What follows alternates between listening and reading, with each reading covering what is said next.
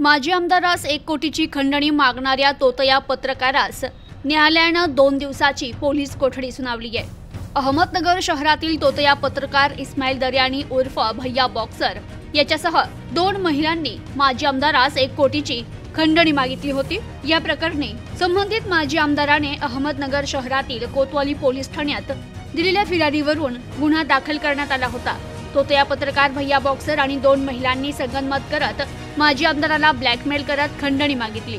या प्रकरणी एका महिलेला आणि तोतया पत्रकार भैया बॉक्सरला कोतवाली पोलिसांनी अटकही केली। त्यानंतर त्यांना न्यायालयासमोर हजर केलं असता न्यायालयाने तोतया पत्रकार भैया बॉक्सर याला 2 दिवसाची पोलीस कोठडी सुनावली आहे। Bureau report, news today 24, Ahmednagar.